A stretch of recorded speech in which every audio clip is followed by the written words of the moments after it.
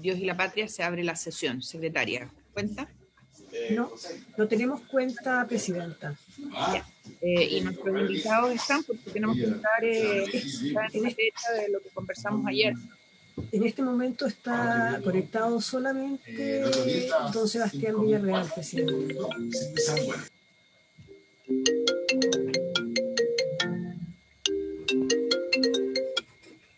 Ok, ¿qué hacemos? No sé si no han llegado las indicaciones tampoco, ¿no? No, no ha llegado nada. Ya, lo que pasa es que, ¿y las nuestras las presentaron ya, Soledad? A mí no me ha llegado Ya voy a ninguna ver qué pasa. indicación, salvo las que había mandado el senador Guillier 2 días atrás, presidenta. Ya, voy a ver con el equipo a ver qué pasó. Un segundo.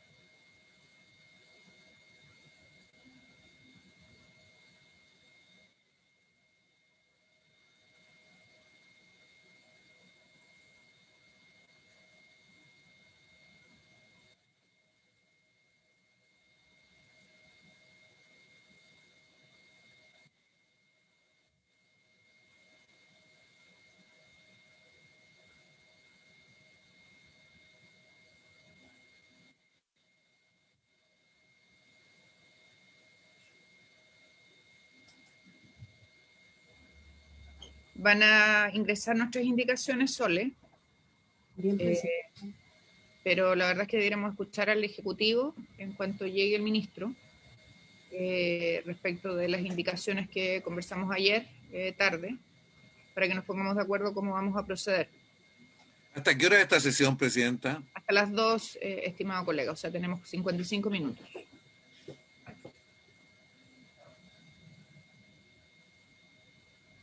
Gracias. ¿Les parece si suspendemos hasta que llegue el ministro y nos avisa Soledad? José, perdón, el ministro Ahí llegó el ministro, ahí lo veo. Ahí está conectado el ministro. Aquí, acá. José Riquelme no había avisado nada. Riquelme está muy lento, muy lento. Eso. Ya, entonces le damos la palabra al ministro. Ministro, nosotros vamos a presentarla en aproximadamente 10 minutos. Tiene la palabra, ministro. Muy bien, hola, ¿qué tal? Su intermedio, presidenta, saludar a todos los asistentes, a todos los que nos están viendo. La verdad que, bueno, hemos estado conversando bastante. Yo nuevamente le agradezco la conversación y la colaboración. Nosotros como gobierno, después de las conversaciones con ustedes, ¿no es cierto?, de recibir también un poco sus propuestas, nosotros las revisamos y le habíamos hecho llegar el día de ayer una propuesta de acuerdo, ¿no es cierto?, que para su análisis. Entonces, si les parece, yo podría exponerlo en la comisión para que la podamos conversar si fuera necesario. Estoy disponible en ese sentido. Si me permiten compartir pantalla, yo podría tratar de exponer un poco lo que les enviamos anoche. Si les parece, ¿puedo compartir? Sí, creo que sí. Por supuesto, ministro, no hay problema. Está habilitado. Entonces, espero que puedan ver la pantalla. habilitado y para compartir. Nosotros lo que habíamos hecho después de conversar con ustedes, y cuando hablo usted estoy hablando de la Comisión de Hacienda completa, ¿no es cierto? Tanto los senadores, la presidenta, ¿no es cierto? Carlos Montes, Ricardo Lagos, José García Ruminotti y Fernando Coloma. Nos reunimos todos ayer durante todo el día prácticamente y finalmente nosotros como gobierno le hicimos una propuesta que era un borrador de acuerdo, que es el que está acá. Y bueno, yo quisiera contar un poquito. Una de las propuestas que hacemos es que cambiamos la base de comparación, porque hoy día para poder hacer poder acceder al bono, ¿no es cierto? Lo que hacíamos era tomar los meses de diciembre y enero, y esos meses de diciembre y enero los comparábamos con los mismos meses del año anterior. Dentro de la propuesta que nosotros estamos utilizando en este caso, o llevándoles a ustedes, es ocupar un promedio de 12 meses del año 2019 y compararlos con los 12 meses del año 2020. Esto también había sido pedido por la Cámara, pero también esto fue pedido dentro de las exposiciones que tuvimos el primer día, ¿no es cierto?, de nuestro trabajo. Creo que había sido Luis Díaz que había hablado de algo similar a esto. La segunda cosa que nosotros que habíamos conversado y que creo que es un avance también muy importante es que tal como en la Cámara habíamos incorporado tener un bono, ¿no es cierto?, de 100.000 pesos a los pensionados por renta vitalicia, lo que estábamos hablando acá es de incorporar además adicionalmente a las personas que están en retiro programado, que tengan pensiones iguales o superiores a una pensión básica, pero que sean inferiores a 408.125, siguiendo el criterio que tenemos en el bono clase media, y también darle un bono excepcional de 100.000 pesos a los pensionados del sistema antiguo con pensiones inferiores a 408.125. Les voy a dar de inmediato el número de personas que corresponden a estos pensionados.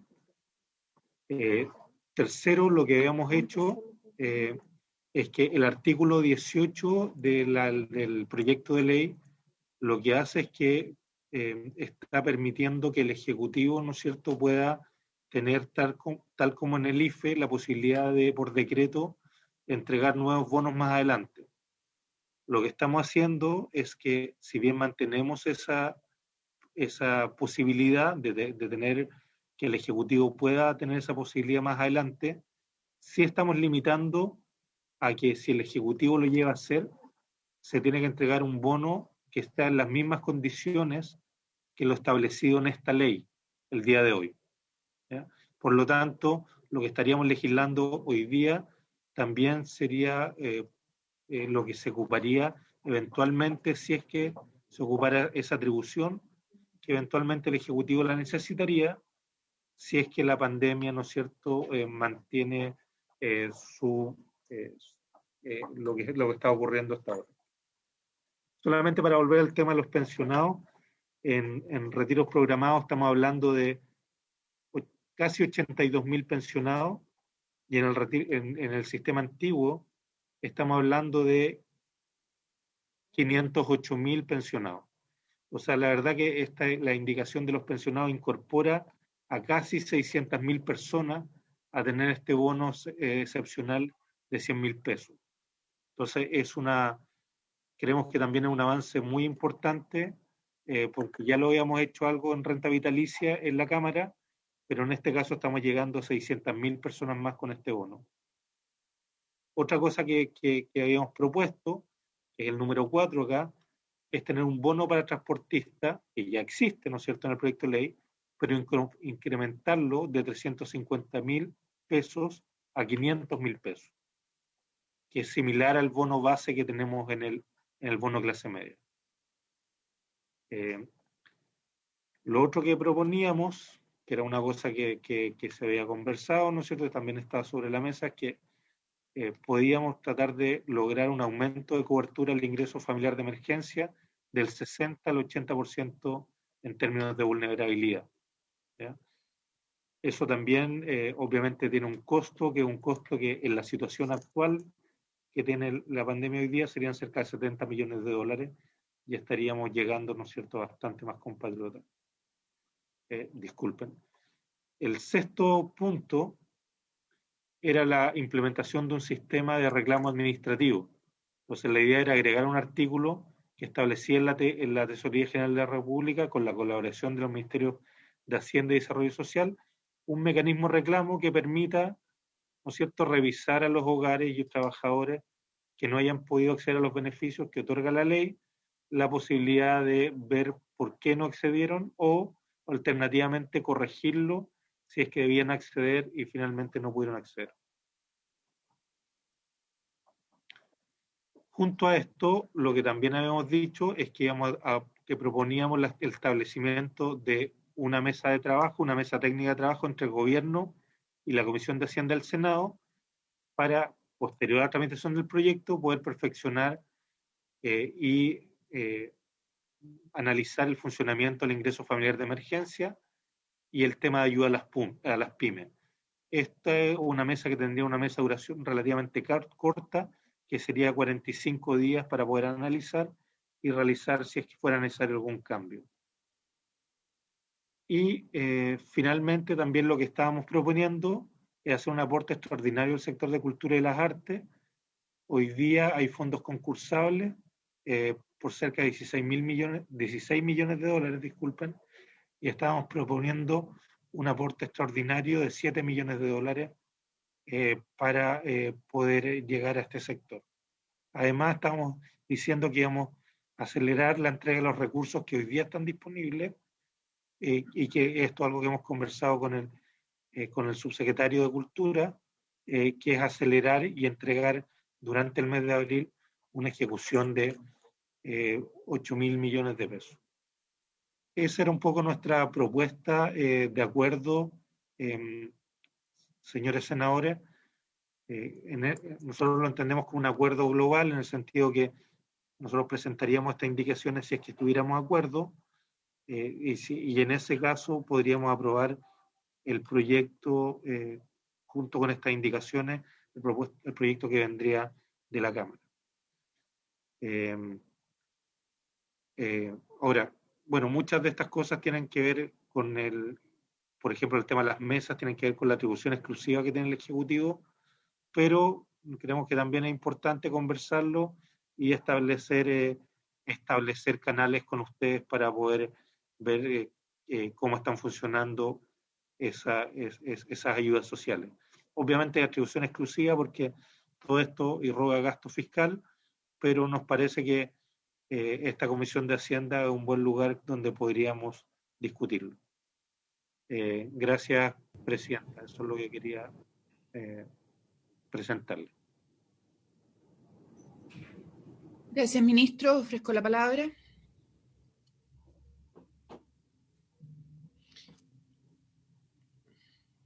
¿No hay comentarios? Senador García. Presidenta. García. Y después yo, Presidenta. Yo también. Después de Carlos. Entonces. No, yo después de Juan Antonio. Bueno, como quiero. De García, Juan Antonio Coloma y Carlos Montes. Vamos por casi por el abecedario. Muchas gracias, presidente. Saludar al ministro, al subsecretario. Ahí está la ministra, ¿verdad? Está al lado de don Rodrigo. Ahí está. Hola, ministra. Y por supuesto a los equipos asesores.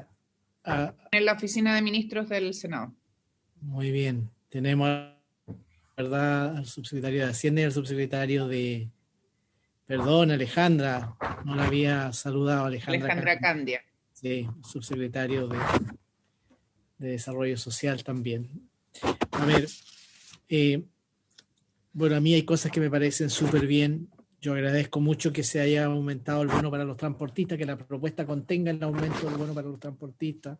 Me parece que pasar de 350 a 500 es Es algo que ellos han solicitado con bastante fuerza y a mi juicio con mucha razón. Así que me alegro que ello haya sido acogido. También me alegro del aumento de cobertura del 60% más vulnerable al 80%. La implementación de un sistema administrativo de reclamo muy bueno también para que las familias que por varias razones postulan y no quedan tengan la oportunidad de apelar. La mesa de trabajo, el aporte extraordinario para la cultura. Yo tengo más bien dos preguntas. Ministro, a ver, yo entiendo de que para tener derecho al bono hay que tener entre 326.000, que es el salario mínimo, y 408.125 pesos, que es el monto que se estableció porque es el salario mínimo más la respectivo, no se llama bonificación, esto es aguinaldo, no, tampoco es aguinaldo, esto es gratificación. Entiendo que es por eso. Pero mi pregunta es, por ejemplo, un trabajador que no tenía contrato por jornada completa, sino que probablemente por media jornada, o un poco más de media jornada, y por lo tanto está bajo los 326.000, porque tenía salario mínimo, pero proporcional a su jornada de trabajo. ¿En qué situación podrían quedar ellos, o más bien ellos quedarían por el lado del IFE más que por bono clase media? Y respecto de los pensionados, a mí me llama la atención la frase que dice que se va a entregar el bono de 100.000 pesos en la modalidad a los pensionados de vejez o invalidez, modalidad de retiro programado, con pensiones iguales o inferiores a una básica solidaria. Pensiones iguales o inferiores. Yo tengo entendido, y esa es mi pregunta, que hay pensiones inferiores a la básica solidaria mediante modalidad de retiro programado. Si es así, ¿qué pasaría con ellos? ¿Qué pasaría con esos pensionados? Esas son mis dos consultas. No califican. ¿Ah? Con esa frase no califican, quedan fuera. Claro, es que yo tengo la impresión, por eso que pregunto, porque yo creo que sí, porque yo creo que no era esa la intención. Creo que no ha sido esa la intención, verlo, pero Pepe, por eso lo prefiero consultar. Sí. No sé cuántos serán, pero por eso hago la consulta. Muchas gracias. Gracias, Pepe. Yo tenía esa pregunta, así que la adelantaste. Juan Antonio.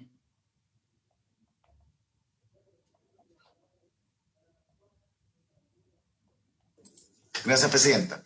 A ver, algunas cosas. Yo valoro igualmente, yo creo que lo dijimos ayer, pero era muy tarde, y creo que particularmente la incorporación al bono de los transportistas es un avance muy significativo y potente. La ampliación de la cobertura del 60 al 80 del IFE muy relevante, que sea una cosa para verlo con letras grandes, porque es mucha gente, muchos recursos.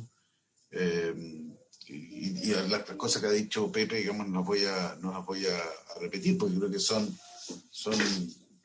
avances muy significativos, particularmente en la ampliación del mundo de los pensionados respecto de este bono, eliminando y avanzando en la disminución, más bien dicho, de diferenciación entre quienes lo perciben y no perciben, que a esta altura no tiene mucho sentido. Yo soy más bien partidario de establecer una norma de pensionados mayores de 65 años, cualquiera sea la razón por la cual están pensionados, digamos, tienen un beneficio. Creo que tenemos que avanzar hacia eso, porque eso respecto a un bono me parece que es lo más justo, pero entiendo que puede haber restricciones. Yo quiero hacer 3 consultas breves. Primero, ministro, yo sé que usted lo hizo ayer, pero sería bueno también, porque esta es la sesión de la comisión, la cuantificación de los recursos que esto adicionalmente supone, porque eso también es relevante, digamos, a la hora de tomar la decisión en un sentido u otro, digamos. Y estoy planteando, porque usted lo explicó ayer, cifras que son bien importantes respecto del esfuerzo, y que si se puede más o se puede menos no es un tema de buena voluntad, sino que es un tema de opciones. Yo tengo la impresión que yo creo que así ha sido reconocido como un esfuerzo fiscal que tiene poco precedente, aunque una situación que tiene poco precedente también, pero no hay que imaginar, digamos, de que estas son cosas menores, que entienden que son mucho mayores. O sea, primero eso, una visión más bien de los recursos involucrados. Segundo, también entiendo que hay dificultades prácticas, me gustaría que se explicitar en la medida de lo que se pueda, digamos, porque creo que hay mundos que hemos coincidido, yo lo he planteado, el mundo de los pequeños agricultores, que al final, por tal el sistema de tributación que tienen, no pueden acreditar su baja de ingreso, al igual que sectores como lo hemos planteado aquí, como los salones de belleza, peluquería, o el mundo de los pescadores, que son muy diversos, y probablemente hay muchos más que se van en esta lógica de no poder acreditar, y tampoco entiendo que no hay un registro que dificulta mucho la tarea de ustedes, pero marcar, digamos, que aquí no hay un tema de falta de voluntad, sino que un problema que ojalá podamos abordar en mesas, de ver cómo puede ese mundo que tiene una restricción respecto de la acreditación de las condiciones para acceder puedan hacerlo. Entonces creo que también es bueno explicitarlo.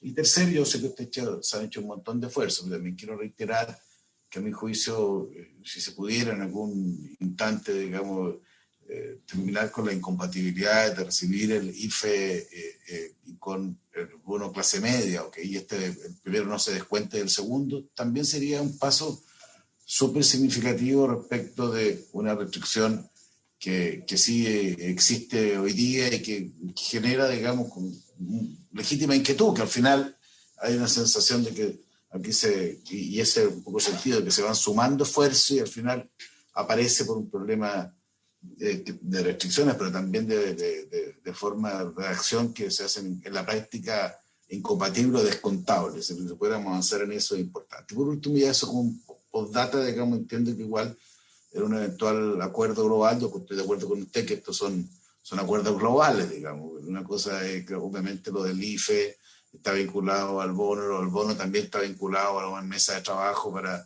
ayudar a la pequeña y mediana empresa, y ahí yo creo que hay cosas muy importantes que se pueden hacer, que son restricciones que son las mismas que se han ido instalando históricamente, como por ejemplo la posibilidad de los pequeños empresarios acceder al FOGAPE, y hoy día se da en muchos casos. Ahí me he pasado mucho en el Maule, no cabe duda que también la senadora, digamos, de personas que al no poder pagar las previsiones las declaran, pero al no poder pagarlas no pueden optar al beneficio del FOGAPE que les permitiría pagarla. Entonces ahí también ojalá fijemos con claridad cuáles son los objetivos. Es un ejemplo, y otros, digamos, de cómo poder acceder de mejor forma al mundo de la pequeña y mediana empresa, a las lógicas de reactivación. Pero esas son las consultas que yo quería, por su intermedio, o planteamientos que quería hacer, presidente. Gracias. Gracias, senador Coloma. Senador Montes. Gracias, presidenta. Mira, yo también quiero decir de que aquí hay algunos puntos de avance. El bono de comparación, de la base de comparación, creo que es una cuestión que solicitamos y se incorpora. El bono excepcional para los pensionados del antiguo sistema, que en los casos anteriores no han tenido ningún apoyo excepcional, a pesar de que son pensiones muy, muy bajas en muchos casos. El aumento del bono de los transportistas, que lo sostuvimos con harta fuerza desde la vez anterior, ahora, en fin, también es valorable. Ahí hay que aclarar si los créditos van a ser tratados de otra manera o como dice el proyecto. Bueno, eso yo diría que esto de subir de 60 a 80%, yo diría que seamos moderados para valorarlo. Sí, es un valor. El gobierno lo estima en $72 millones, menos del 7% del total de lo que sería el IFE mensual. Nuestros cálculos son un poquito menos que eso, pero supongamos que son $70 millones. Nos gustaría saber cómo llegan a esa cifra, porque pero ahí hay $70 millones de los $1.050 millones, para que no transformemos esto como que fuera tan... es importante haberlo incorporado, pero es limitado. Respecto a los problemas, yo personalmente creo que lo más complejo es la cantidad de familias que nos quedan fuera del bono de clase media. Son muchas familias. Esto lo constatamos desde el año pasado. Quedaron familias, ya no voy a mencionarlas todas, del tipo de actividad y del tipo de ingresos que tienen, porque hay actividad y un tipo de ingresos que normalmente es combinación formal e informal. En fin, hay situaciones que los dejan fuera. son diversas las situaciones. Lo único que hemos incorporado ahora, que fue la negociación, en la conversación anterior, que fue bono transportista, porque ellos tienen una capacidad de presión fuerte, entonces ellos llegaron hoy día incluso a algo muy importante que es razonable. Pero uno dice, ¿por qué el resto de los sectores que están en situaciones similares no lo hacen? ¿Por qué no pueden incorporarse a una solución excepcional? Yo pienso, ¿cuál es la diferencia entre un transportista y una persona en la cultura? O sea, ¿cuál es la diferencia desde el punto de vista del tipo de apoyo que el Estado les debe dar? No lo hay. O sea, claro, hay gente que considera que la cultura es como algo que no tiene que ver con el desarrollo, en cambio hay otros que pensamos que es muy importante para el desarrollo y cada vez va a ser más importante y es particularmente importante en la recuperación, en lo que viene después, y yo creo que eso hay que pensarlo con calma, más allá de los problemas que tiene el Ministerio de la Cultura. Y sigue uno en el resto de las actividades, ¿ah? La economía campesina, no estoy hablando del pequeño propietario ya más establecido, la economía campesina, no me van a decir a mí que no hay registro, porque hay registro, y son 100.000 y algo, o sea, hay registro. Los pequeños propietarios de INDAP también tienen los registros, entonces habría que ver si entraron en alguna de las líneas, si han entrado, han logrado tener algún apoyo público, dado lo que se está viviendo, y nosotros creemos de que hay que buscar solución. Le propusimos una solución al gobierno, le dijimos, abramos un tercer canal, que sea un canal que permita pedir reconsideración, dado que reúne las condiciones de ingreso y de vida similares a los que están entrando a esto, ya sea vía IFE o clase media. O sea, que están entrando, pero el Estado, por distintas razones más burocráticas, más administrativas, no logran ellos entrar. Como aquí es bien complejo establecer el procedimiento para cada uno de estos subsectores porque son distintos, lo dejamos a una solicitud de ellos que pidan esta reconsideración. La forma en que está aquí, por lo menos redactado estos reclamos administrativos, está lejos de lo que estamos planteando porque no se trata de ver que la tesorería vea si se ajusta o no a las normas del artículo. Se trata de asumir la condición en que están viviendo. Y esto, yo repito, esto fue incorporado en la ley base del IFE, no es solo ahora. Esto, perdón, en la ley general de los apoyos lo incorporamos y dijimos aquí, no puede tratarse distinto a personas que tienen igual condición por diferente que sea la actividad o el carácter o la característica de los ingresos formal o informal. Entonces yo creo que ese es un tema que está aquí claramente pendiente. La segunda cosa que también tiene que ver con el IFE, se refiere a las restricciones para acceder al IFE. De lo que nosotros hemos detectado, ¿por qué por qué marzo fueron solo 2,5 millones? Y fueron dos factores principales.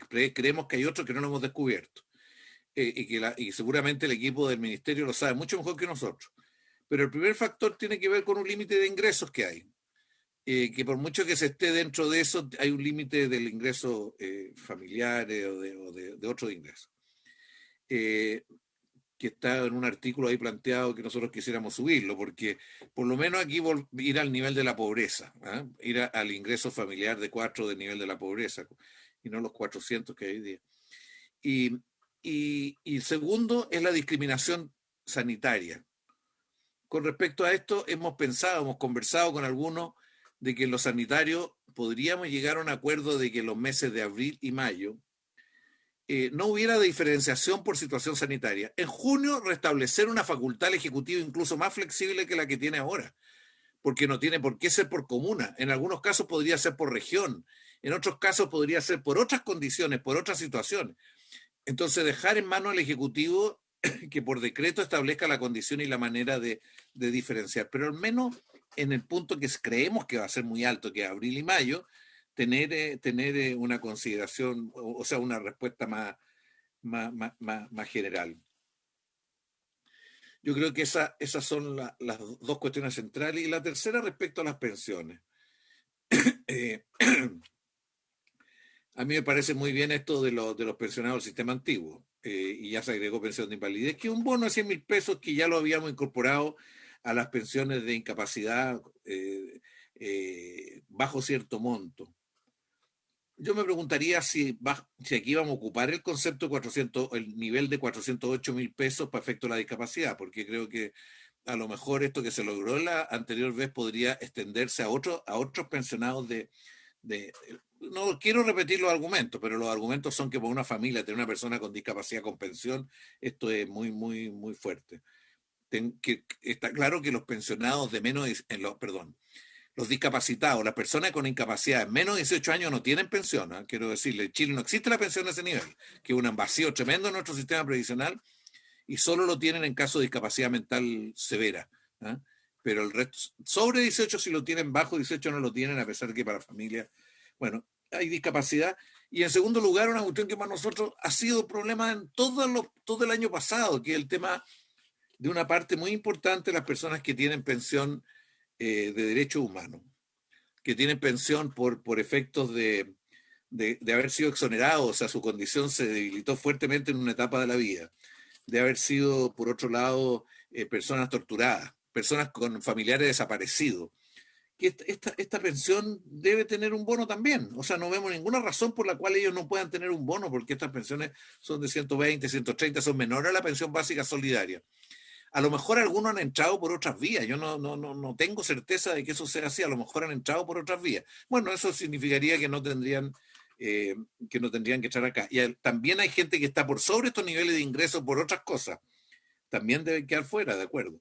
Pero no le veo por qué esto no, y nosotros vamos a insistir. Yo tuve hoy día reunión en la bancada nuestra, y este es un tema, y el tema de los que quedan fuera son los temas más fuertes y más importantes. Respecto al tema de las mesas, lo que en mi bancada decían, mesas sí, pero los temas, la urgencia de hoy día. Entonces 45 días es un tema que no. La mesa de las pymes fracasó, la que dirige el Ministerio de Economía y que va el subsecretario de Hacienda también.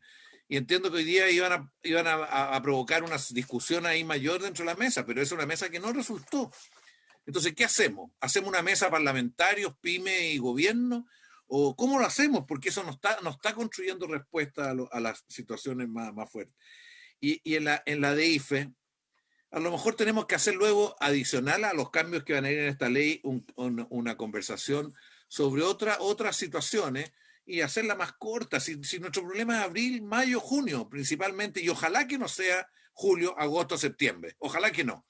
Aunque tenemos que prever que podría ocurrir eso también en julio, agosto y septiembre.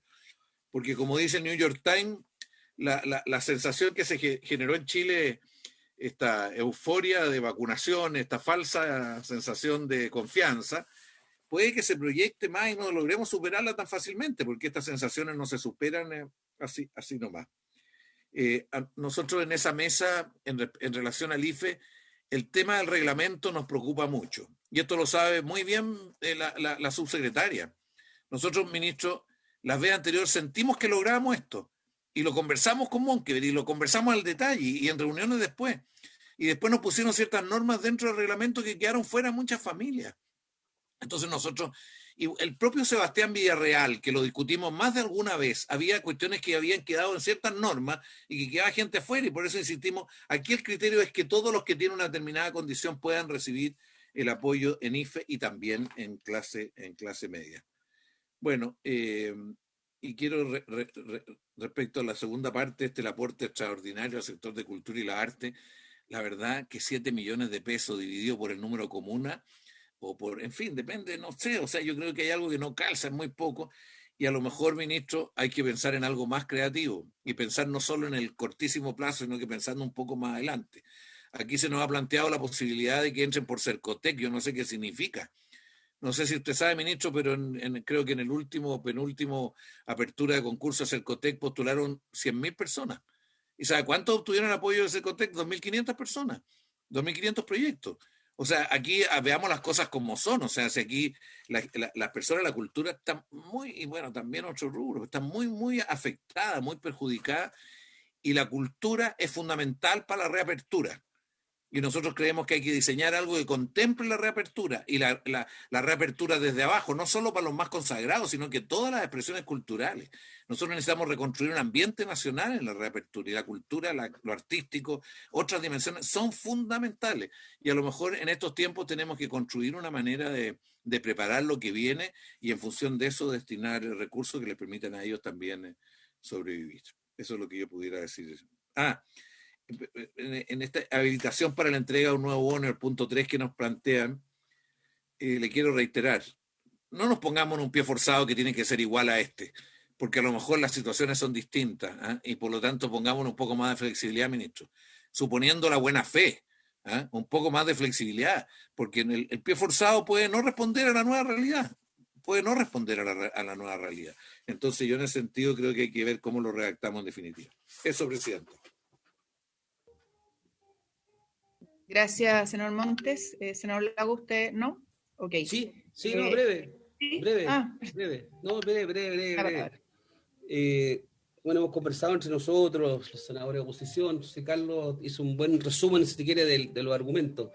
Yo quisiera reforzar en un par de temas acá. Primero quiero valorar los esfuerzos que hace el gobierno, porque no se trata que cada vez que hace un esfuerzo o hay disposición a aceptar algo, a modificar, la tendencia natural podría ser, ya está dentro, me olvido de eso y sigo pidiendo más. No, yo quiero valorar el esfuerzo y sobre todo en el tema pensionados, creo que fue importante lo que se ha hecho, y en el tema de los transportistas, que claramente ahora, y lo valoro en particular en los pensionados, porque los transportistas, ellos tienen algo que no tienen los pensionados, tienen capacidad de presión, ¿ya? Entonces, y salto al tema más de fondo en el tema de los bonos. Nosotros hemos pedido insistentemente ver cómo ampliar la cobertura, y no es mañosería. Yo entiendo que desde el punto de vista del Ejecutivo hay una dificultad con la identificación de cómo hacer para entregar los recursos de manera justa, pero me parece entre la demanda por una parte que tenemos nosotros, y que más que nuestra, es de aquellos que están pasándolo mal, y la restricción técnica, tiene que haber un espacio para encontrar algo. Y si no se resolverá para el 100% de los casos, uno va construyendo situaciones tal vez puntuales, ¿ya? Como lo hicimos en su oportunidad con los pescadores artesanales, como se hizo con los transportistas, con los conductores de taxis colectivos en su oportunidad. Busquemos los mecanismos. Yo no tengo la solución, pero peor es nada, ¿ya? Y eso es ahora. Entonces, sí, está el reclamo. Quiero entrar entonces a esto de la mesa de trabajo y al tema del IFE. Nosotros hemos sido bien insistentes en reducir la brecha y la diferenciación que se produce a partir de los filtros para focalizar la ayuda. Y, ministro, en ese tema quiero decirle que está bien el aumento del 60 al 80% del registro social de hogares, pero usted mismo sabe que eso tampoco es una fortuna de plata, no deja de ser, son 70, 80 millones de dólares, pero al final tiene otros filtros que hacen que las personas beneficiadas de eso sean bien limitadas. Y nosotros estamos planteándole que la estructura que se creó el gobierno para la entrega de esa ayuda, y la voy a buscar acá porque acá está, no era esta, déjeme un segundo, no encuentro el cuadrito, creo que era este. Fíjese que se distinguen entre las fases 1, 2 y 3, y después de la fase 1 y 2 y 3 se empiezan a distinguir el número de días que cada persona está afecta. Entonces, yo digo, yo no quiero que tenga distinción, yo quiero que le llegue a todos lo mismo. Y por supuesto no quiero redondear para abajo. Usted me dice, y si no usted, lo que está detrás, el racional que tiene detrás es, mire, no, porque la verdad es que no todo está en la situación, le quiero focalizar. No se trata de malutilizar los recursos. Entonces yo digo, bueno, entonces refinemos el elemento de focalización. En vez de hacerlo tal vez tan purista, que además cuesta entenderlo, ¿ya? Y menos explicarlo a la opinión pública, tal vez disminuir y acotarlo. Disminuir las brechas, las diferenciaciones. Hágalo más simple. Amplíe los criterios. Una alternativa es la que planteó Carlos, con lo cual la habíamos conversado, y yo creo que lo había mencionado, que era decir, mire, ¿sabe qué más? 2 meses fijos y después todas las atribuciones para el Ejecutivo. Todas las atribuciones para el Ejecutivo. Que ya las tiene, pero puede tenerlas si quiere, usted verá, región, etcétera. Pero 2 meses. ¿Ya? Un tercer best, que no me fascina, pero es buscando una aproximación, era, ¿por qué usted tiene que tener, por qué usted no asemeja a la fase 1, ¿ya? Y la fase 1 usted ya distingue de entre 28 y 14 días. Tíralo parejo, 100.000 pesos. Si vamos a estar, si suponemos que vamos a enfrentar el periodo más duro ahora es abril, ahora es mayo y ahora es junio tal vez, ahora concentre los recursos en esta materia. Y lo mismo digo para la fase 2 y la fase 3. Haga 2 criterios, por último. Y a la fase 1 y fase 2 hace una sola. Sí, va a costar más plata, estoy de acuerdo con usted, va a costar más recursos. Pero lo que le estamos pidiendo, y es lo que yo veo que hacen otras latitudes, es que ponen directamente los recursos ¿en dónde? En el bolsillo de los ciudadanos. Eso están haciendo los gringos en este minuto. ¿Ah? El paquete de 1.9 trillones de dólares, que es un número que es como, que le llega como 18 ceros a esa cifra, y no se podría ni pronunciar, no me la imagino escrita, ¿ya? 1.9 trillones de dólares son para darle a cada persona que lo va a calificar, que gane menos de $75,000 al año en Estados Unidos, le van a dar 1.400 por persona. O sea, eso es una chacalada de plata. No digo que hagamos lo que hay que hacer lo mismo, pero el criterio es distinto. Y creo que yo acá tenemos que ponerle énfasis entonces en estos 2 meses. Estamos esperando que llegue el proyecto ahora al Senado de posponer las elecciones. ¿Por qué? Porque las cifras van pésimas. Entre paréntesis, senador Monte, le quiero complementar. No solamente fue el New York Times ayer, fue el Washington Post también, que sacó una nota simultáneamente respecto a la paradoja chilena. Impeque la vacunación y como el ajo, las cifras. Y la interpretación es la misma, relajo. Y relajo de la ciudadanía, relajo de las autoridades, ya llegaban los pasajeros extranjeros, vámonos todos de vacaciones, todo lo que pasó. Poca campaña. Entonces, hoy día lo que hay que hacer es el esfuerzo ahí. Entonces yo digo, está bien, usted tiene una restricción, me dice, por el tema de la focalización y los recursos, el monto. Yo le digo, para llegar a un entendimiento, y le quiero decir al tiro con mucho respeto y con la mejor disposición, el título del documento que usted tiene que irse a acuerdo, yo creo que todavía está muy alejado de lo que tenemos la capacidad de encontrarnos todavía. Se lo digo. A mí me encantan los acuerdos, yo soy de los amarillos los acuerdos, pero tiene que ser bueno el acuerdo, o por lo menos yo sentíme satisfecho y ahora no lo veo. Entonces, en esta materia es que considere lo que se planteó recién, de que en el tema del IFE vamos con 2 meses de un número de monto fijo, parejo, y después toda la flexibilidad que tal vez la van a requerir, ¿ya? Y si no, veamos el tema de la fase y el corte al interior de la fase, porque ya no es solamente la fase 1, 2 y 3, sino que además el interior de eso también tiene sus cortes. Tal vez limpiar eso un poco, para acercarlo más parejo. Quiero decirle que lo de la mesa, yo no me pongo a participar de una mesa de trabajo, pero si de abordar la crisis en el poco tiempo que queda, de aquí construyamos la mesa, tal vez ya haber terminado la crisis, o vamos a estar saliendo de otro tema. Entonces, yo creo que acá hay que dar una señal también ahora, sin perjuicio de la mesa. Y respecto a la pequeña y mediana empresa, aquí no hemos hablado nada de esto en este proyecto. Y quiero recordarle que el día lunes tuvimos 11 organizaciones que vinieron a dar su visión de lo que estaban viviendo, y salvo 2 o 3, en general, la mayoría hablaban desde el punto de vista gremial y de representar sectores de la pequeña, la mediana y la microempresa. Entonces, en resumen, yo siento que estamos más o menos lejos del título del documento, del acuerdo.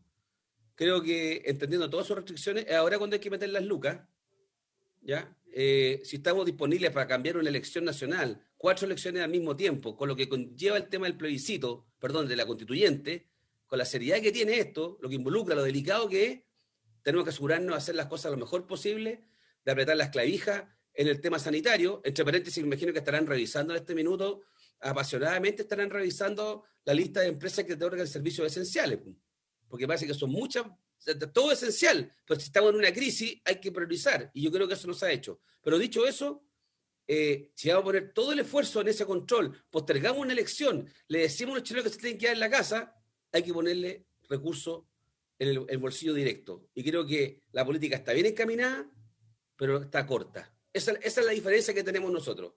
Y eso es lo que yo, entendiendo todas sus restricciones presupuestarias, usted también va a tener capacidad de hacer reasignaciones. Si las cosas no mejoran, no va a sobrar plata en algunos ministerios. Entonces, vamos tratando de hacer esto ahora y busquemos este monto parejo, o le hemos dado, o yo por lo menos, 2 alternativas. Parejo 2 meses, flexibilidad después, o buscamos las diferencias de las fases y al interior de cada una de las fases para asignar los recursos. No estoy hablando del tema sanitario, sino del tema recursos. Eso, muchas gracias. Gracias, senador Montes. Senador Lagos. Perdón. Yo feliz que me confundan con Carlos Montes. ¿Sí? Orgulloso. Por la experiencia, dice. Sí. No se escucha. Tengo la barba. No, le digo que después hablamos de eso, presidente. Siga nomás. Bueno. Oye, ministro, algo habíamos conversado antes de iniciar la sesión vía WhatsApp. Yo escucho a mis colegas a los 4 que me han antecedido en el uso de la palabra, y uno, claro, hay cosas que efectivamente se han avanzado en la propuesta que usted nos hizo presente ayer en la noche, tarde, pero cuando uno empieza a revisar los temas y hace los cálculos, y aquí han estado trabajando nuestros equipos, al hacer los cálculos esto significaría por persona y por hogar una cifra que la verdad es que no es una cifra que nos pueda dejar tranquilos. Estamos hablando de un per cápita de 75.000 pesos, lejos de los 100.000 pesos del año pasado y lejos de los 150.000 pesos que entiendo han pedido los propios colegas de gobierno. Y por lo tanto creo que tenemos que mejorar esta oferta y ya sea aumentando el monto, reflexibilizando los requisitos, en fin. El senador Lagos decía mejorémosla y ya, no sea para 3 meses, sea para 2, pero claramente aquí tenemos un problema. A nivel de familia, la propuesta de Hacienda pasa de 143.000 pesos en marzo a 195.000 con la propuesta, y lejos de lo que es razonable para que las familias enfrenten la cuarentena.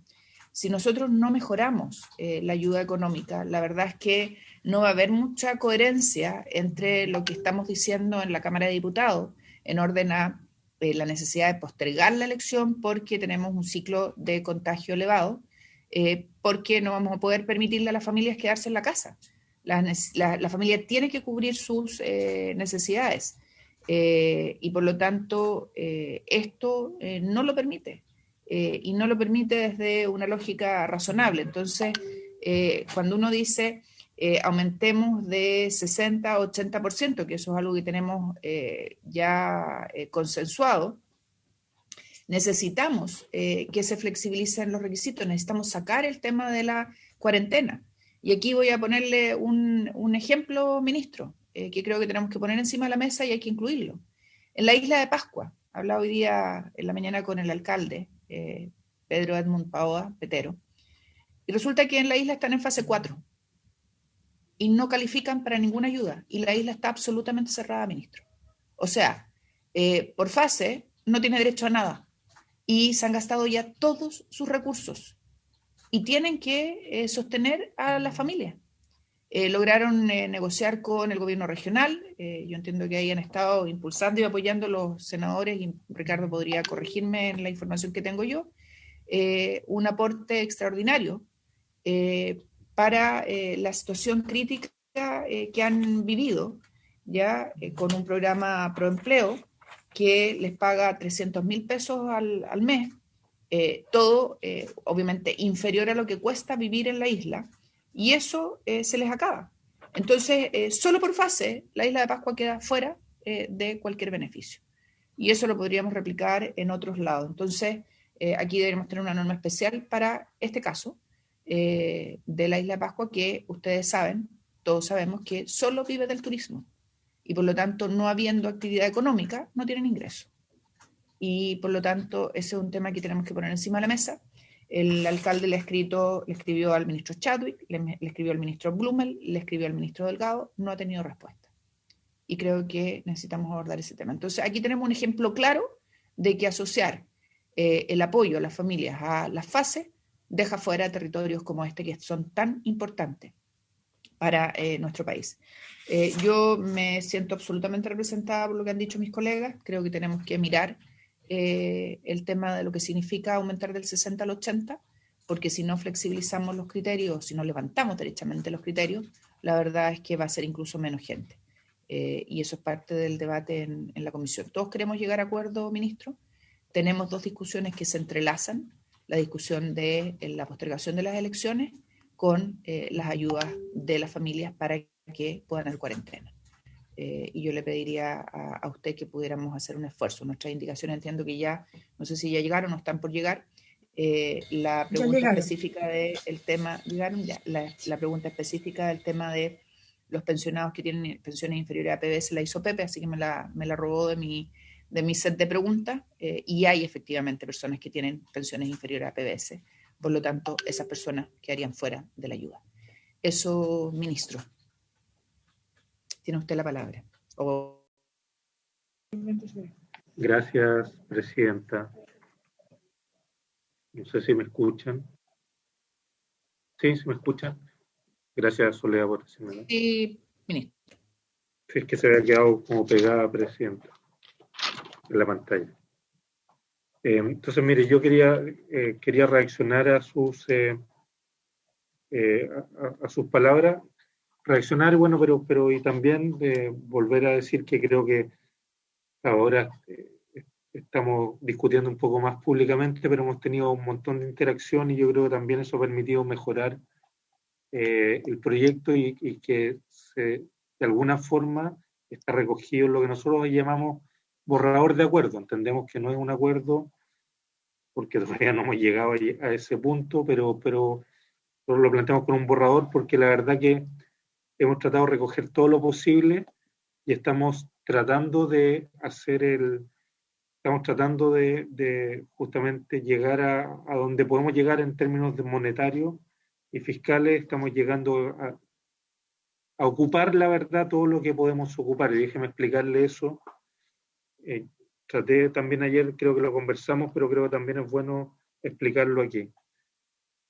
Nosotros anunciamos, de hecho el presidente anunció hace unos días atrás por cadena, ¿no es cierto?, que íbamos a aumentar los fondos que eran el fondo COVID, ¿no es cierto?, que había un acuerdo con ustedes por 12.000 millones de dólares con esta comisión, y que finalmente lo que ocurrió es que nos dimos cuenta que teníamos que inyectar recursos adicionales y se habló de inyectar 6.000 millones, que es un aumento de 50% de ese fondo, que es un aumento muy importante.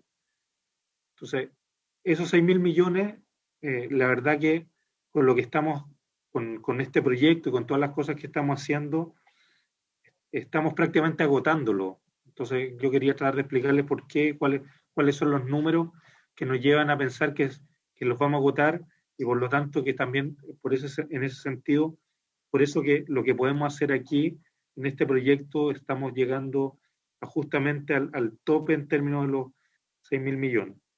Entonces, ¿por qué? La verdad que nosotros lo que teníamos en cálculo de IFE, el IFE hasta el mes pasado, estamos gastando cerca de 500 millones de dólares. 500.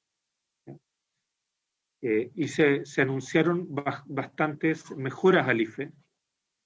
Dentro de esas mejoras se anunció, por ejemplo, que íbamos a ocupar la base de datos de octubre del año pasado para tratar de automatizar el IFE. Al hacer eso, el IFE que se estaba pagando, el ingreso familiar de emergencia se estaba pagando prácticamente 6,5 millones de personas, o 6,5 millones de RUT, iba a aumentar a prácticamente 9,2 millones. Eso lo que lleva es que efectivamente hay un aumento de cobertura muy importante, que es algo de lo que ustedes también estaban hablando, de la cobertura, lo han hablado muchos de ustedes, senadores y senadoras. Entonces, la cobertura del IFE ya está aumentando de forma significativa. Además, adicionalmente, para poder optar a los 100.000 pesos por integrante, se requerían antes 28 días. Ahora esto se bajó a 14 días. Y además, si una persona está en situación de cuarentena solamente un día, esa persona va a pasar a tener de inmediato, al menos un día, 60.000 pesos al acceder al IFE. Todo eso, el aumento de cobertura y el aumento de los montos, está llevando que el IFE, que antes nos costaba cerca de 500 millones de dólares en el último mes, iba a aumentar a prácticamente 1.000 millones de dólares. Nuestra estimación era 980 millones de dólares. De esos 980 millones de dólares, al ingresar el Ejecutivo la indicación de que se va a cubrir del 60 al 80% más vulnerable, el IFE ya no está en 980, sino que pasaría a 1.050 millones de dólares por mes. Si esto, y como anunciamos la extensión de esto hasta el mes de junio, estamos hablando de que son 3 meses a 1.050 millones de dólares. Solamente en IFE entonces en principio vamos a estar gastando 3.150 millones de dólares. Usted se dará cuenta que es un monto muy significativo en IFE, y esto también creo que es importante recalcarlo, que tiene que ver con que estamos aumentando la cobertura de forma importante, que es uno de los temas que ustedes trataron. Entonces ya tenemos 3.150 millones de dólares. Además, para salud, ¿no es cierto? Y esto va a ser en APS, en trazabilidad, se van a gastar a lo menos 300 millones de dólares más. Y para pymes también se anunciaron 200 millones de dólares a través de Cercotec, Corfo, programas distintos que se van a ocupar, y vamos a tener también una estimación de que se van a prorrogar el pago de ciertos impuestos, como por ejemplo contribuciones, como por ejemplo patentes de alcohol y patentes comerciales. Ahí tenemos 100 millones de dólares más. Raya para la suma, hasta el momento llevamos prácticamente 3.750 millones de dólares. De esos 3.750 millones de dólares, para llegar a los 6.000, nos están faltando 2.250, 2.250. Y lo que estamos tratando de hacer con este proyecto y con estas indicaciones es que estamos ocupando prácticamente todo el espacio. Y déjenme explicarles por qué, porque, y aquí yo creo que es bien importante hablar los números, pero también quiero hablar de la cobertura de este bono. Este bono, cuando ingresa, el proyecto bono clase media, en realidad, porque este proyecto tiene varias cosas adicionales al proyecto de bono, solamente al bono. Este proyecto ingresa con un costo de 1.893 millones de dólares. 1.893. En la Cámara se produjeron cambios y mejoras que fueron prácticamente 183 millones adicionales de dólares, lo que nos deja prácticamente cerca de los 2.080 millones de dólares, 2.076 en realidad. Por lo tanto, como les decía, el espacio que nos quedaba eran 2.250, y nosotros ya estamos prácticamente llegando a los 2.100 millones de dólares, un poquito menos. Entonces, lo que estamos haciendo con todas estas indicaciones es que estamos ocupando el espacio adicional. Y por lo tanto, lo que estamos tratando de hacer es justamente, y por eso que le digo que yo no es que no quiera hacer más cosas, pero la verdad que ya estamos, o sea, el compromiso era de alguna forma gastar estos 6.000 millones, y lo estamos tratando de hacer, lo estamos tratando de hacer rápidamente, como ustedes se pueden dar cuenta, porque se ocuparon una parte importante en el IFE y también el resto en el tema de clase media. Ahora, yo quisiera hablar algo también acerca de la cobertura del bono de clase media, porque ese es otro tema que ustedes han puesto. Yo toqué la cobertura en el IFE, pero ahora también me gustaría tocar la cobertura en el bono de clase media. Porque claro, una de las cosas que ustedes dicen es que la cobertura es baja, o hasta ahora ha sido baja. Nosotros creemos que ha sido alta. De hecho, como les decía, en el IFE, hasta un tiempo atrás teníamos 6,5 millones de personas, pero ahora vamos a llegar a 9.200.000, o sea, algo muy masivo, muy grande, en términos de cobertura. Y en bono clase media, bueno, hemos visto las cifras del bono anterior, ¿no es cierto?, del año 2020, que llegó prácticamente a 1.600.000 personas, pero bueno, ahí sabemos que hubo también una cantidad de personas que fueron como 400.000, que al final no deberían haberlo recibido, pero que lo recibieron de todas formas y que ahora están en proceso de ir entregando de vuelta parte de ese bono, ¿no es cierto? Entonces, nosotros lo que tenemos que llegar a 1.600.000 debe haber llegado a 1.200.000. Pero dicho eso, este bono que está acá, el bono 2021, tiene una cobertura que está llegando a los 2.600.000. 2.600.000. Entonces hay un aumento de cobertura muy grande. ¿Y por qué estamos aumentando esa cobertura? Por dos razones, básicamente. La primera de estas razones es que estamos incorporando un tramo que antes de ingresos que antes no estaba incorporado.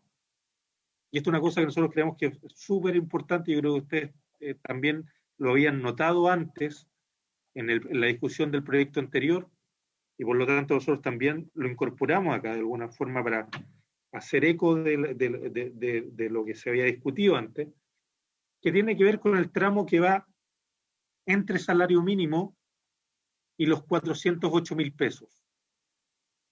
si ustedes recuerdan bien, el bono 2020 partía beneficiando personas que ganaban de 400.000 pesos hacia arriba. Por lo tanto, no teníamos este tramo desde salario mínimo hasta los 400.000 pesos que tenemos ahora, 408.000 pesos que tenemos ahora. Y más importante aún, ese grupo no se le solicita en cuanto a sus ingresos formales caída de ingresos. Y esto es importante ¿por qué? Porque el tamaño de ese grupo, los números que nos dan a nosotros, son prácticamente 500.000 personas. Esas son personas que antes no estaban cubiertas y que ahora sí lo van a estar. Esto tuvo mucho que ver con la discusión que hubo justamente en el bono pasado, cuando hablábamos, por ejemplo, de personas que podían trabajar en un restaurante, ¿no es cierto?, como tal vez como garzón y copero, ¿no es cierto?, y que tenía, por lo tanto, una parte de sus ingresos como un contrato fijo, pero tenía otra parte que era informal, de ingresos, ¿no es cierto?, que no podía justificar la caída. Eso antes no estaba incluido, ahora sí está incluido. Y al estar incluido, solamente por el hecho de no considerar los ingresos formales e informales, disculpen, por lo tanto, sin considerar caída, esas personas tienen acceso a este bono. Es un grupo de 500.000 personas, grupo muy, muy importante en tamaño. Segundo, es que hay otro grupo que tampoco estaba considerado antes y que es algo que la verdad hemos logrado en la discusión acá en el Congreso, que tiene que ver sobre todo con los pensionados. Los pensionados antes no estaban incorporados, y la verdad que en la discusión en la Cámara incorporamos a las personas de renta vitalicia, pero ahora también estamos incorporando en la discusión, si es que tuviéramos acuerdo, ¿no es cierto?, incorporaríamos también a los pensionados de retiro programado y a los del sistema antiguo. Entonces ahí también hay otro grupo muy importante, y por eso que tenemos una cobertura, un aumento de cobertura tan grande como el que estamos teniendo. O sea, yo les decía, el bono anterior, una vez que uno considere solamente las personas que tenían que recibirlo, son 1.200.000, ahora los potenciales están llegando a 2.600.000. Entonces, un aumento muy importante. Y yo creo que de alguna forma también estamos tratando de llegar un poco a las personas que ustedes decían que tal vez no llegábamos, y es una preocupación del gobierno aumentar esta cobertura, si eso también es muy importante, creo yo. Y en ese sentido,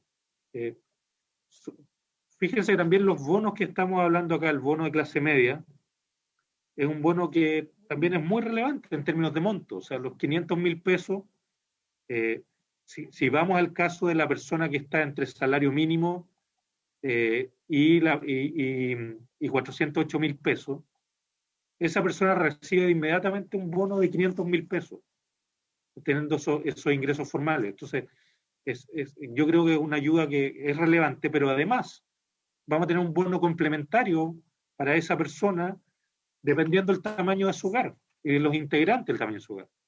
Con un integrante adicional hay un bono por 125.000 pesos, con dos integrantes 187.500 y con tres o más de 250.000.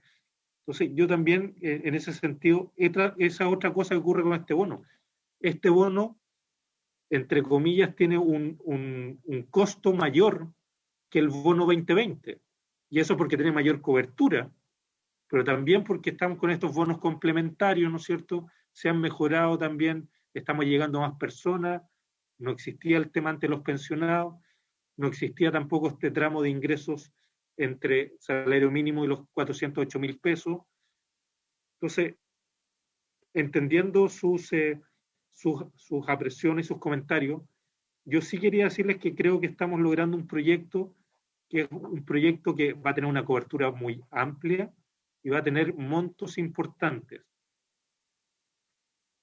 Entonces, en ese sentido, yo quería decirles que efectivamente tenemos unas mejoras muy significativas.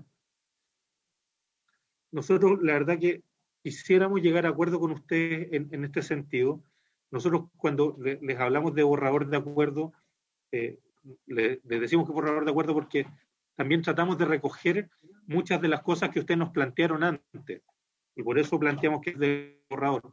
Pero sí quería decirles que, entendiendo que pueden haber más cosas que pudiéramos seguir tratando, la verdad que en términos de montos, dado lo que les explicaba, estamos llegando un poco a los 6.000 millones. También creo que es importante, Presidenta, por su intermedio, que bueno, el hecho que después podamos mirar el tema de las mesas de trabajo, creo que sí nos van a permitir ir mejorando cosas, ir analizándolas, pero sí también yo quería decirles que en el contexto de que estamos tratando de hacer una mejora significativa en el IFE, tal como yo les explicaba, y esto también tiene que ver con que, bueno, también hemos escuchado parte de comentarios que han hecho ustedes antes y hemos tratado de acogerlo en qué está ocurriendo en el IFE. Entonces, si les parece, le pasaría unos minutos la palabra a la ministra Rubilar, pero esa es la razón por la que hemos hecho esta propuesta, Presidenta. Estamos tratando lo que podemos, pero está dentro de las restricciones presupuestarias, que también entiendo que en su momento habló entre la Presidenta del Senado y el Presidente de la República, ¿no es cierto? Estamos dentro de esos 6.000 millones, estamos llegando efectivamente al límite presupuestario. Gracias, Presidente. Antes de dar la palabra a la ministra, voy a pedir prórroga por 10 minutos. Estamos sobre la hora. Muchas gracias. Muchas gracias, Presidenta. ¿Hay acuerdo, colegas? Ok. Ministra. Muchas gracias, Presidenta, junto con saludarle también a los honorables senadores que están presentes.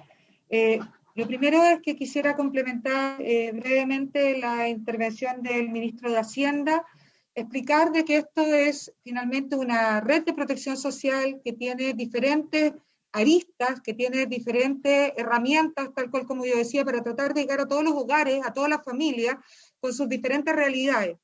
Con el ingreso familiar de emergencia lo que buscamos es poder acercarnos y aproximarnos a las familias con ingresos informales, que obviamente están más asociados a un porcentaje importante de vulnerabilidad. Por eso, en su primer momento, establecimos el 60% del registro social de hogares y hoy día estamos en conversación en este borrador que ojalá nos gustaría se convirtiera en un acuerdo de llegar al 80% de las familias más vulnerables, siempre pensando en el concepto de las familias informales, es decir, que tienen ingresos que no están asociados a un contrato de trabajo, una boleta de honorario, o obviamente una empresa unipersonal.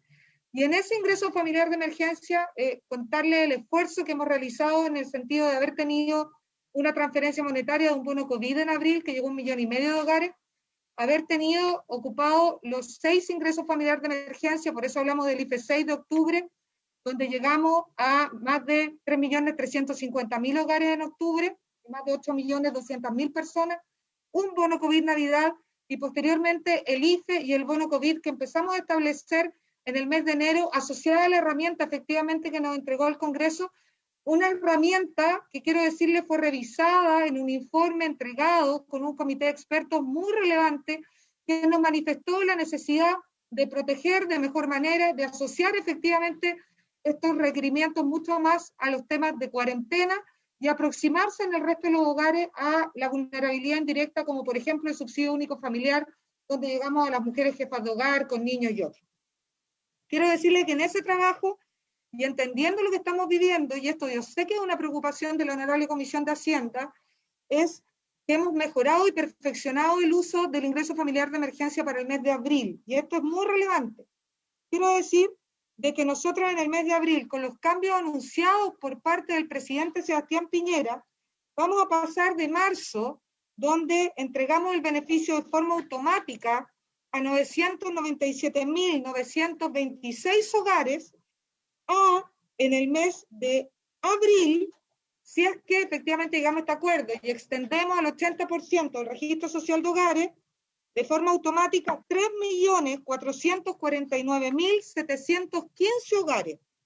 Y podríamos llegar con la solicitud de los hogares nuevos hasta el 80% del registro social de hogares a 4.568.836 hogares, muy por encima de los hogares beneficiados en el ingreso familiar de emergencia de octubre, y en cantidad de personas a más de 10.308.500 personas. Es muy relevante decir de que la preocupación al respecto de las complicaciones que pudieran tener las familias en la postulación fue parte del requerimiento que nos hizo el presidente de perfeccionar este ingreso familiar de emergencia de abril, y es por eso, con la automatización, insisto, vamos a llegar a más de 3.449.000 hogares de forma automática. Aumentamos el monto, tal cual como explicó el ministro de Hacienda, para las familias en cuarentena, y es muy relevante decir también que en el ingreso familiar de emergencia que hemos analizado, el promedio de una familia en cuarentena son 261.000 pesos de entrega para esta familia en cuarentena. Si vemos el promedio general, probablemente asociado al paso a paso, eso baja y efectivamente se aproxima a 150.000. Pero las familias en cuarentena recibieron en promedio 261.000 pesos y el 90% de las familias de los hogares en el mes de abril va a estar en cuarentena. Por tanto, el monto que van a recibir por familia se aproxima mucho más a 260.000 que el promedio que se ha discutido en esta comisión. Este cambio, además de la automatización del IFE 6, resuelve inquietudes que habían planteado los honorables senadores en esta comisión, como por ejemplo, por qué las mejoras del bono clase media no incluían, entre comillas, los pensionados básicos solidarios, ¿no es cierto?, o a los pensionados de AFP con aporte previsional solidario en un monto similar por edad a la pensión básica solidaria. ¿Por qué? Porque con la automatización del ingreso familiar de emergencia 6, están incluidos, tal cual como los honorables senadores saben, a solicitud del mismo Congreso Nacional, por lo tanto, van a recibir el ingreso familiar de emergencia, que no es solamente una vez, a diferencia del bono, sino que todas las veces que sea necesario. Quiero transmitir también, para que dimensionemos la magnitud de lo que es 1.050 millones mensuales, es que en el año 2019, todos los recursos para el subsidio único familiar, la asignación familiar, el bono marzo y aporte familiar permanente, el subsidio de empleo joven, el bono de trabajo a la mujer, el subsidio de discapacidad mental y el bono bodas de oro, salió $900 millones el año 2019. Es decir, nos gastamos todo el año 2019 en estos subsidios, lo que significa un mes de IFE en el mes de abril, para que dimensionemos el esfuerzo que se está realizando por parte de todos, obviamente, en la construcción, porque al final son impuestos de todos los chilenos. Creo que es súper relevante hablar también en el bono clase media de que estamos llegando a una cantidad importantísima de pensionados. Estamos hablando de que cerca de 900.000 pensionados de todo tipo que podrían llegar a este bono de 100.000 pesos extraordinario. También es muy relevante decir de que estamos mejorando la cobertura y no solamente el monto del bono de transporte de 350 a 500.000 pesos, una inquietud muy planteada en la Cámara de Diputados y también acá, sino que, y esto es muy relevante, también a más conductores, porque estaban quedando fuera todos los conductores de los taxis o vehículos de transporte remunerado del cual el dueño tuviera licencia profesional. El proyecto viene con esa mejora, va a poder inscribir un conductor más. Entonces, no es solamente el monto, sino también la cobertura de personas del transporte que van a salir claramente beneficiadas.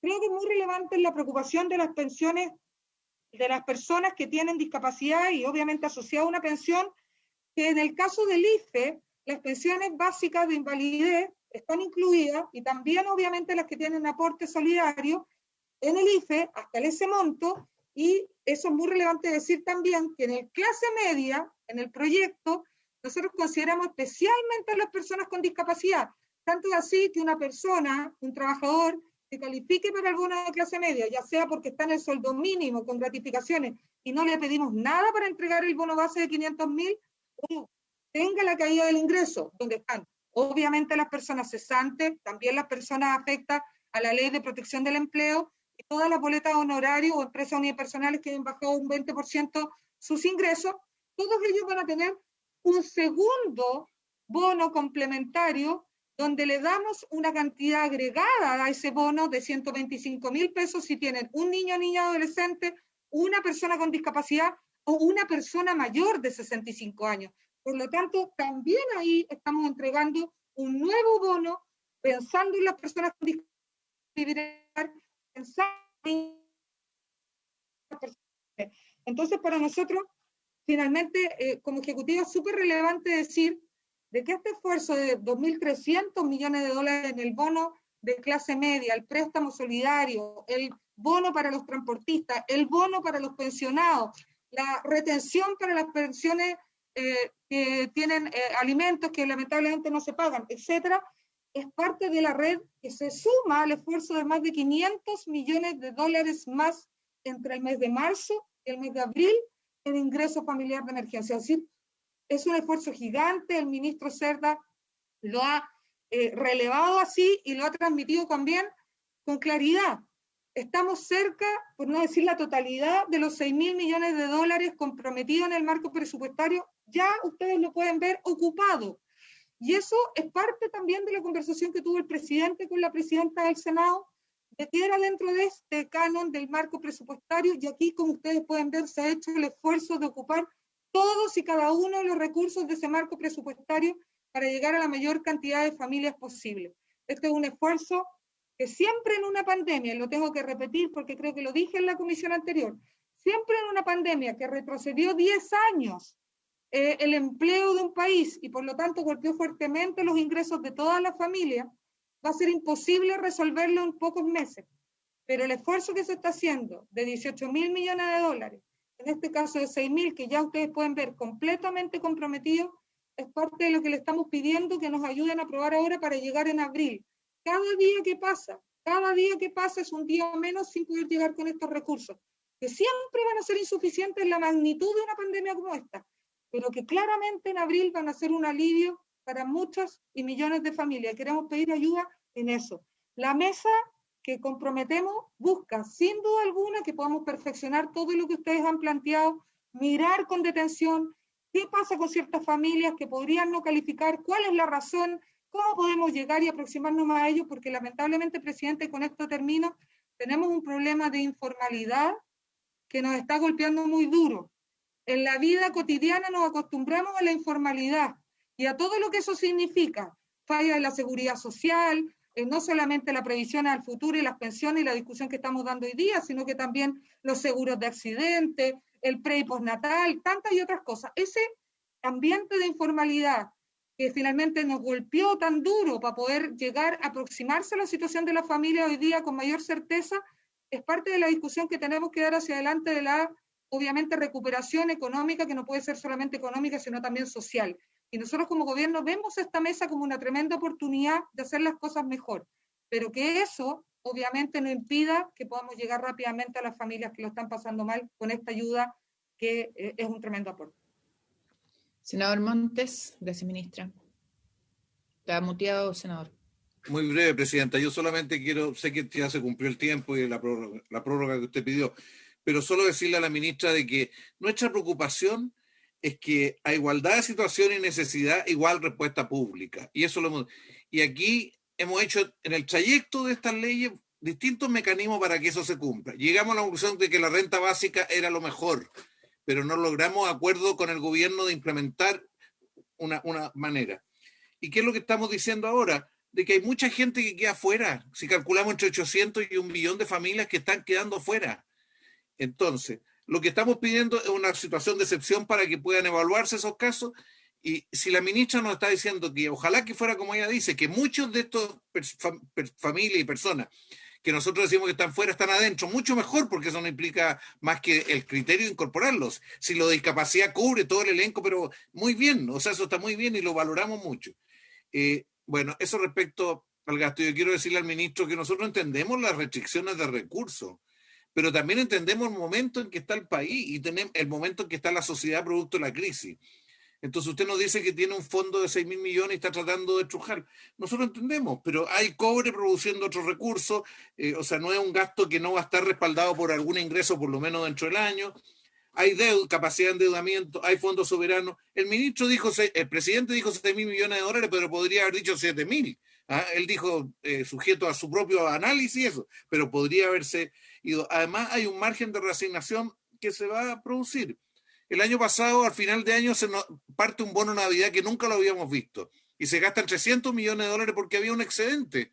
Y no se reasignaron, sino que simplemente se destinaron. Era necesario para las familias bien. Entonces, ministro, lo que yo le puedo decir es que considere de que hay algún grado de flexibilidad en la disponibilidad de recursos que hay que tener presente y que nosotros entendemos, y que usted de todas maneras, si las cosas van bien, como decía el Banco Central hoy día, y a partir de julio las cosas empiezan a despegar, va a tener que meter más recursos en inversión pública, eso es un hecho. Y va a tener que buscar de todas estas fuentes más recursos para inversión pública, porque eso van a generar impuestos y generar otras cosas. Y a su vez, en PYME, ¿usted cree que con $200 millones se resuelve el problema de PYME? No se resuelve, estamos con un problema serio que no es solo de regalar recursos, sino que es dinamizar. Y lo mismo pasa con lo que aquí estamos hablando de familia. Entonces yo creo que desde el punto de vista de finanzas públicas hay que hacer una conversación en este marco, no con irresponsabilidad, con rigor, pero teniendo claro las necesidades de la familia y la holgura y el margen que tiene Chile para poder responderle adecuadamente, para detener este proceso de expansión de los contagios. Gracias, presidenta. Gracias, senador. Estamos excedidos en el tiempo de la comisión, así que vamos a levantarla. ¿Presidenta? Sí, senador Montes. Perdón, ¿Cómo senador Montes? Se confunde todo hoy día con el senador Montes. Lo tengo ahí al medio, lo estoy mirando. Oye, es que habla mucho, sí, es que habla mucho, es verdad. No, yo tengo mis oraciones por eso. No, presidente, no, simplemente que yo quiero también que lo que ha planteado el senador, yo creo que obliga también a una reflexión global. O sea, al final los recursos son finitos, son fungibles. Entonces, cuando uno, y yo creo que lo que dijo la ministra, en términos del esfuerzo, es histórico, y eso hay que notarlo, y tiene que venir otro esfuerzo, va a tener que el ministro de Hacienda ver efectivamente cómo mejoramos la inversión, ojalá a partir de julio, y eso es lo difícil de esto. Si uno diría, mira, gastémonos todo y la reserva para esto, y después cuando en julio necesitemos inyectar mucho más recursos a la inversión, a las pymes, vamos a decir, oye, ¿cómo lo hacemos? Entonces, yo quiero plantear que esto no... Yo siento que, y yo a veces soy crítico del gobierno, y le hemos pedido algunas cosas adicionales que ojalá lo reflexione, pero que está haciendo un esfuerzo gigantesco. Estamos haciéndolo eso, entonces no quiero que termine la sensación de como que aquí no hay un máximo esfuerzo. Yo lo veo por lo menos así, que todavía habrá margen mínimo, entiendo que es mínimo para ajustar algo, alguna de las que hemos planteado, pero tratemos de resolver esto hoy día, presidente. Yo veo que usted plantea con razón que hay que pagarlo sí o sí en abril, bueno, pero para que se apruebe sí o sí en abril, para pagarlo hay que probarlo, y eso que tiene que ver con los de abril, no es lo mismo la primera, la tercera o la cuarta semana de abril, pero es una reflexión final, presidente. Está bien, pero... Lo hago en sentido constructivo. Ayer nos dijo el ministro que como están las cosas era como por el 20 de abril. Fuera de eso, habiéndose cumplido el objeto de la sesión... ¿Cuándo se vota, presidenta? Yo creo que nos vamos a tener que pedir autorización a la sala para volvernos a juntar durante la sesión de la tarde, querido Alejandro. La idea es subirlos es la idea para volver a juntarse, porque ya el gobierno tiene todo dicho. Ya, pero presidente, si vamos a abrir un debate ahora... No, era solo para saber si cuándo se va a aprobar, porque me interesa a Colombia cuándo se va a aprobar. Pero no, y me interesa que se pague luego a los ciudadanos. No, otra cosa que usted también debería compartir.